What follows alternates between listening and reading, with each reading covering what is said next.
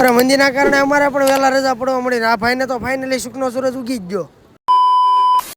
Hello, હું છું તમારો પ્રિય ખલેલો ધર્મેશ. સ્વાગત કરું છું મારા એક નવા બ્લોગમાં. હવે 100 દિવસના ચેલેન્જમાં દિવસ ચોથો. સવારના પોરમાં ઓફિસે જવા નીકળી ગયા ને આ તો સુરતમાં તો આપણે ટ્રાફિક સિવાય કાંઈ જોવા જ નથી મળતું.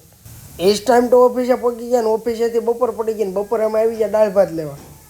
હું ને હિમેશ તો વારામ ઊભો રહી ગયો. એ જ ટાઈમ તો હીરા પૂરા થઈ ગયા ને પછી તો હું નવરો બેઠો હતો અને ત્યારબાદ તો નીંદર આવવા મળી તો એક નીંદર કરી લીધી. નીંદર કરીને પછી જાગી ગયો ને આયા તો આમ જોઈ લો રાકેશ કાકાની ગાડી તો 150 ના પીડે હાઈવે ઉપર ચડી ગઈ હતી. અને પછી તો અમે કંટ્રોલ ગયા ને ઘરે નીકળી ગયા. હાલો મેં કીધું હાલો હવે ભાગી દઈ ઘર. કોઈ ઘરે પોગીને જવાનું તો વિડીયો બનાવે એટલે પાછા રાકેશ કાકા આવી ગયા ને અમે બે નીકળી ગયા વિડીયો બનાવવા. કોઈ અને અહીંયા તો ભાઈ અહીંયા ટ્રાફિક સિગ્નલનું પાલન તો કરવું પડે ને મારે. અને લોકેશન એવું ગોતો નહોતું કે ત્યાં એક નંબર સનસેટનો વ્યૂ દેખાય એવું. અહીંયા એક સારું લોકેશન મળ્યું તો અહીંયા વિડીયો પહેલાં ઉતારી લેવી.